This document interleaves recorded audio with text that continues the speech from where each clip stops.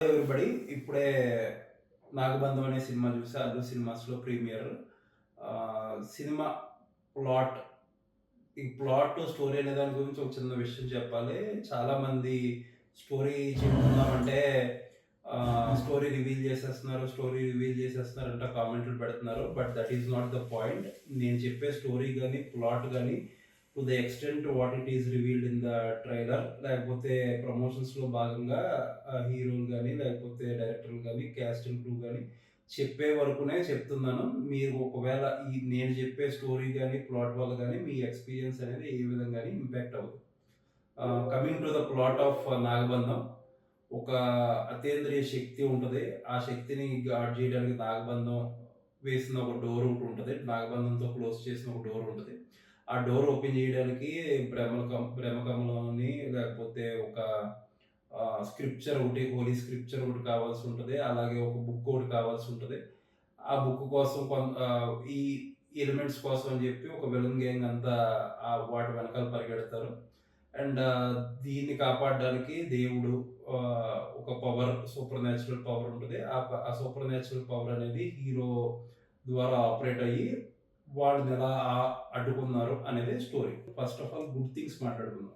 Good things వచ్చేటప్పటికి cinema promotions మొదలుపెట్టిన రోజు నుంచి ఏదైతే ఇంప్రెషన్ ఉందో, ఆ ఇంప్రెషన్‌కి మరింత బలం చేకూర్చారు సినిమాలో.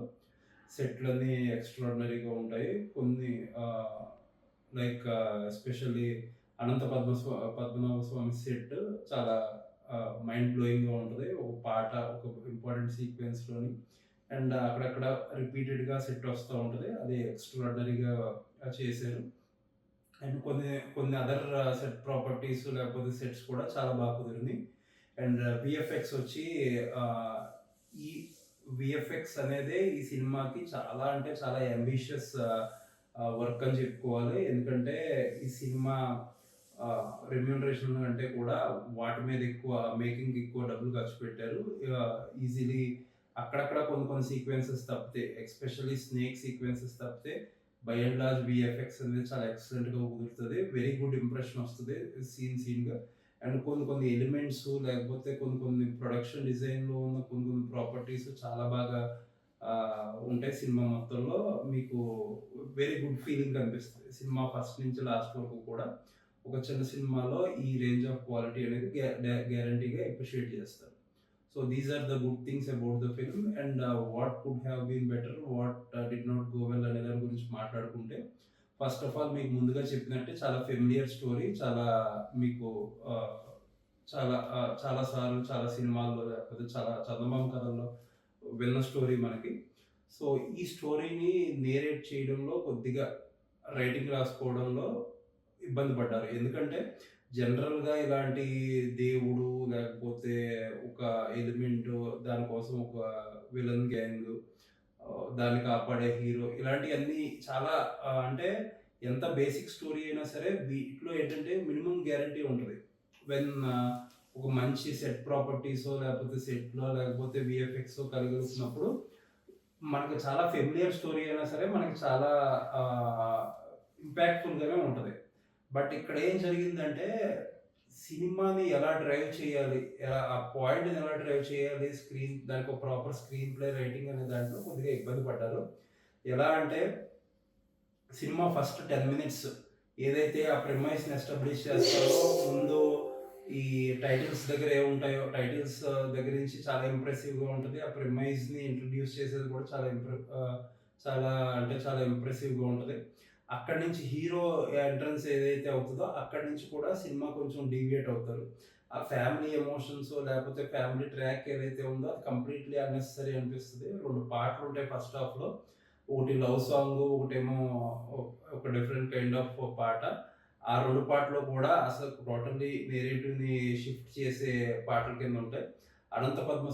పద్మనాభ స్వామి ట్రాక్ ఉంటది. ఆ ట్రాక్‌లో ఆ సెట్ వల్ల లేకపోతే ఆ తర్వాత వచ్చిన 'అమోరే' అన్న పాట వల్ల అది ఒక గుడ్ ఫీలింగ్ అయితే క్రియేట్ చేస్తది. బట్ ఈ ఏదైతే ఫ్యామిలీ డ్రామా జరుగుతదో ఆ ప్రొసీడింగ్స్ అన్నీ కూడా మెయిన్ కంటెంట్ నుంచి లేకపోతే మెయిన్ గోల్ నుంచి కంప్లీట్‌గా డీవియేట్ చేసేస్తది.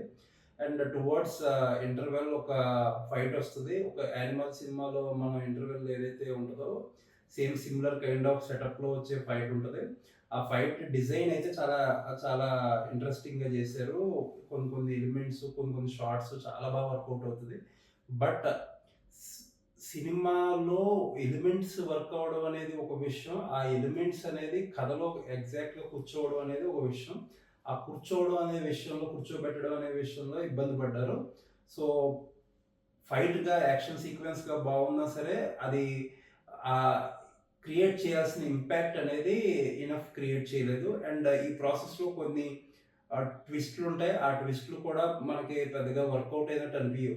అండ్ సెకండ్ హాఫ్ వచ్చేటప్పటికి అగైన్ కొద్దిగా ఫ్యామిలీ డ్రామాతో స్టార్ట్ అవుతది. అండ్ తర్వాత ఒక 10, 15 మినిట్స్‌కి కథలోకెళ్ళిపోతారు డైరెక్టరు. డైరెక్టర్ అభిషేక్ నామా ఈ సినిమాని ఎలా డీల్ చేశారంటే చాలా సబ్ ప్లాట్స్ ఉంటాయి. ఒక అతీంద్రియ శక్తులుంటాయి. లేకపోతే పూర్వ జన్మలోనుంటాయి. ఆహ్, విలన్ ట్రాక్‌లోకెళ్ళే కొద్దీ విలన్ క్యారెక్టరైజేషన్స్ యూనిక్‌గా ఉంటాయి. బట్ ఏంటంటే అవే సబ్ ప్లాట్స్, ఫ్లాష్ బ్యాక్స్ ఇవన్నీ రిపీటెడ్‌గా కనిపిస్తాయి మనకి. చూస్తే స్టోరీ పెద్దగా ఏమి ప్రోగ్రెస్ అవ్వదు. ప్లస్ అదే అవే రిపీట్ అవుతున్నాయి అన్నట్టుగా అనిపిస్తది. ఒక రకంగా ఏంటంటే ఒక గందరగోళం పరిస్థితి అనేది ఉంటది. సినిమా 'నాగబంధం' అనే ఎలిమెంట్ ఏదైతే ఉందో, ఆ ఎలిమెంట్‌లో ఉన్న ఇంట్రిగ్ అనేది ఎక్కువగా అనిపియదు. దాన్ని చేసిన ట్రీట్‌మెంట్ గాని, లేకపోతే స్క్రీన్ ప్లే గాని, సరిగ్గా డ్రైవ్ చేయకపోవడం వల్ల, కొన్ని కొన్ని సీన్‌లు కూడా అనుకున్నంతగా కన్సీవ్ చేయకపోవడం వల్ల, ఎక్కడ కూడా పెద్దగా ఇంట్రెస్ట్ అనేది క్రియేట్ చేయడంలో ఫెయిల్ అవుతది. అండ్ చివరికొచ్చేటప్పటికి మీకు ముందుగా చెప్పినప్పుడే ఈ టూ మెనీ ట్విస్ట్‌లు, టూ మెనీ సబ్ ప్లాట్స్ లేకపోతే టూ మెనీ డీటెయిల్స్ చెప్పాలనే తాపత్రయం అండ్ స్క్రీన్ ప్లే కూడా కొంచెం కన్‌ఫ్యూజింగ్ స్క్రీన్ ప్లే ఇయన్నీ కూడా చేసి కలగాపులగం అయిపోతది సినిమా అంతా. లాస్ట్‌కొచ్చేసప్పటికి చాలా ఎగ్జాస్టింగ్‌గా, చాలా హెవీగా అనిపిస్తది. సో, ఒక రకంగా ఏంటంటే వెరీ గుడ్. 'అభిషేక్ నామా' గారు షుడ్ బి ప్రౌడ్ ఆఫ్ ఈ స్కేలు లేకపోతే ఆ వీఎఫ్ఎక్స్ లేకపోతే ఆ సెట్లు ఇయన్నిట్లికి గూడా.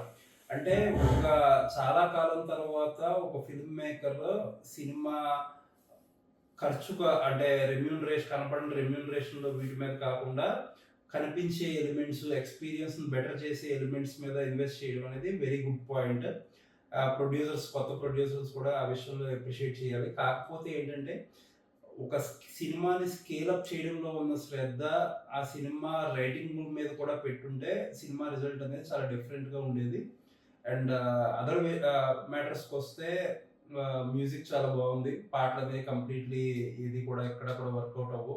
అండ్ పెర్ఫార్మన్సెస్‌కొస్తే హీరో 'విరాట్ కర్ణ' చాలా అంటే పర్సనాలిటీ వైస్‌గా అతను ప్లే చేసిన 'రుద్ర' క్యారెక్టర్ గాని, లేకపోతే 'నాగసాధు' క్యారెక్టర్ గాని సరిపోయారు. బట్ ఏంటంటే, యాస్ ఎ హీరో ఎమోషన్స్ పండించడంలో, ఎక్స్‌ప్రెషన్స్ పలకడంలో చాలా అంటే చాలా మెచ్యూర్ అవ్వాల్సిందుంది.